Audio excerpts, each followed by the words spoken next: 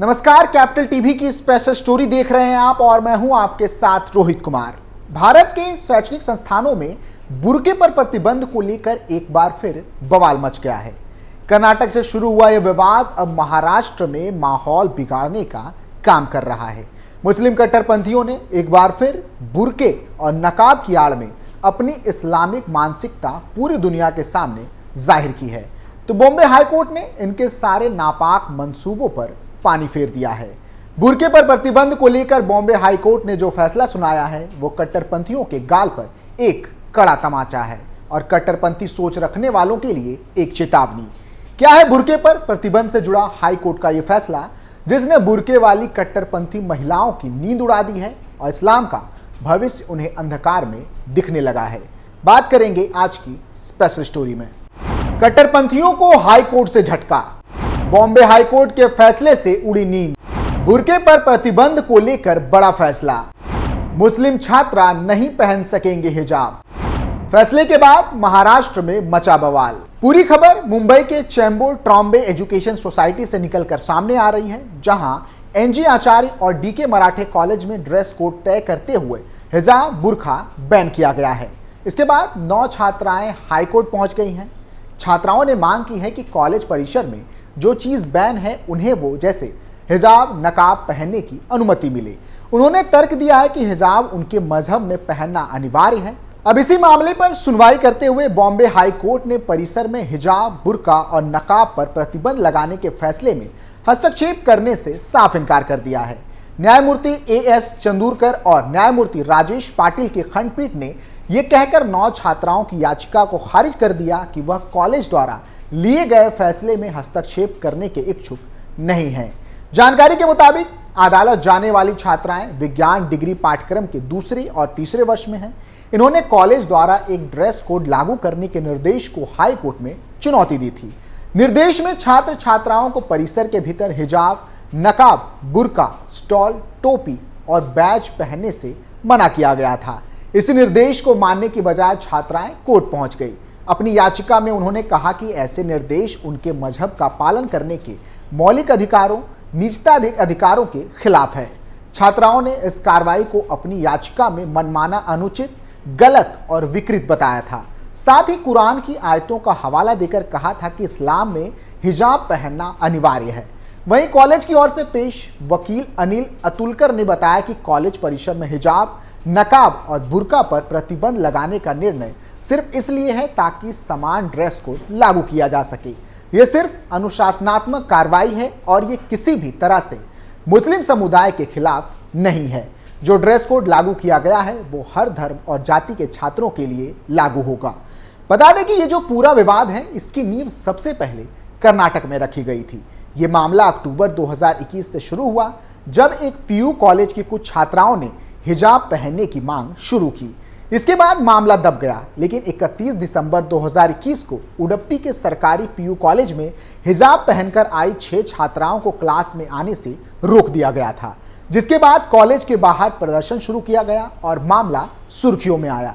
इसी दिन मामला हाईकोर्ट पहुंच गया। इसके बाद 19 जनवरी 2022 को कॉलेज प्रशासन ने छात्राओं, उनके माता पिता और अधिकारियों के साथ बैठक की। इस बैठक का कोई नतीजा नहीं निकला। इसके बाद 26 जनवरी 2022 को फिर बैठक हुई। उडुपी के विधायक रघुपति भट्ट ने कहा कि जो छात्राएं बिना हिजाब के नहीं आ सकती वो ऑनलाइन पढ़ाई करें। 27 जनवरी 2022 को छात्राओं ने ऑनलाइन क्लास अटेंड करने से मना कर दिया। इसके साथ ही प्रदर्शन शुरू हुए। मुस्लिम छात्राओं ने सोशल मीडिया से लेकर कॉलेज के गेट पर भी प्रदर्शन किए। 2 फरवरी 2022 को उडुपी के ही कुंडापुर इलाके में स्थित सरकारी कॉलेज में भी हिजाब विवाद गरमाया। हिंदू छात्र और छात्राएं हिजाब के जवाब में भगवा गमछा पहनकर कॉलेज आए। इसके बाद 3 फरवरी 2022 को कुंडापुर के सरकारी पीयू कॉलेज में हिजाब पहनकर आई छात्राओं को रोका गया। ये कर्नाटक का दूसरा सरकारी कॉलेज था जहां हिजाब पर बैन लगाया गया था। 5 फरवरी 2022 को हिजाब पहनकर आ रही छात्राओं के समर्थन में राहुल गांधी उतरे। उन्होंने ट्वीट किया कि हिजाब को शिक्षा के रास्ते में लाकर भारत की बेटियों का भविष्य छीना जा रहा है। इससे मामला और बड़ा हो गया। 8 फरवरी 2022 को कर्नाटक में कई जगहों पर झड़पें हुई। शिमोगा का एक वीडियो आया जिसमें एक कॉलेज के छात्र तिरंगे के पोल पर भगवा झंडा लगाते दिखा। कई जगहों से पथराव की खबरें भी सामने आई। मांड्या में बुर्का पहनी एक छात्रा से बदसलूकी की गई।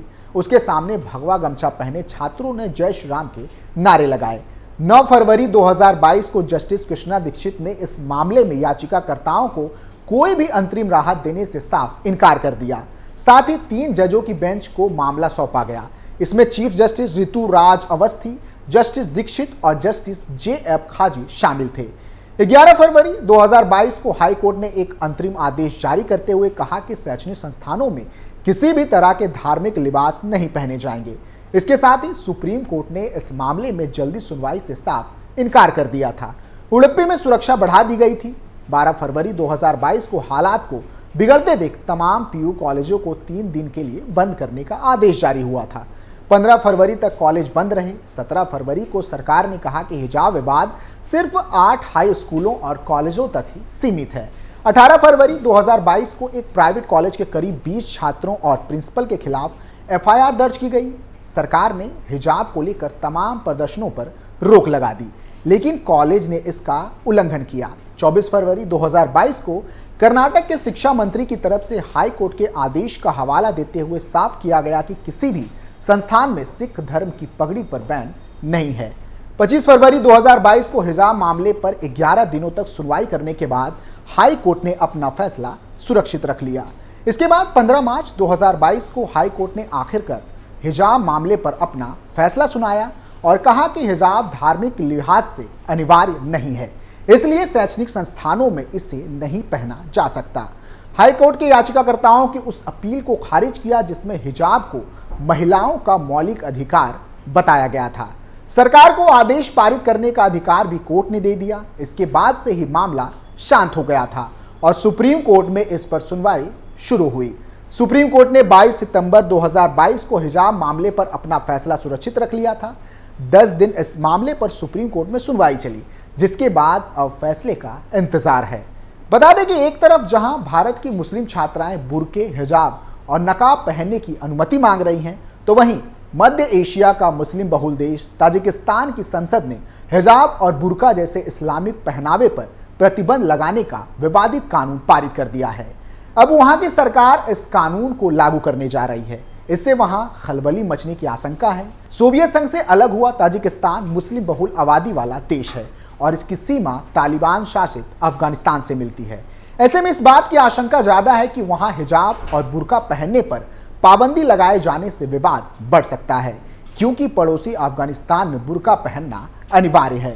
ताजिकिस्तानी संसद के ऊपरी सदन मजलिसी मिल्ली ने 19 जून को यह विधेयक पारित किया है, जिसमें ईद उल फितर और ईद उल अजहा के दौरान बच्चों के विदेशी परिधान पर प्रतिबंध लगाने का प्रावधान है। इसके अलावा संसद के निचले सदन ने 8 मई को ही इस विधेयक को पारित कर दिया था और बुर्का और हिजाब जैसे विदेशी परिधानों को पहनने पर रोक लगाने की सिफारिश कर दी थी। इस विधेयक पर बहस के दौरान ताजिकिस्तान संसद ने कहा कि बुर्का जो महिलाओं के चेहरे को ढकता है, ताजिक परंपरा या संस्कृति का हिस्सा नहीं है, इसलिए ऐसे विदेशी परिधान को उनके देश में प्रतिबंधित किया जाता है। राष्ट्रपति रुस्तम इमोमाली की अध्यक्षता में संसद के 18वें सत्र में सांस्कृतिक प्रथाओं, बच्चों के पालन पोषण में शिक्षण की भूमिका और माता पिता के कर्तव्यों से संबंधित कानूनों में भी बदलाव किया गया है।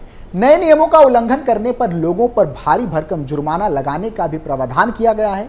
विधेयक के प्रावधान के मुताबिक व्यक्तियों पर 7,920 सोमोनी तक का जुर्माना लगाया जा सकता है, जबकि कंपनियों पर 39,500 सोमोनी तक का जुर्माना लगाने का प्रावधान किया गया है।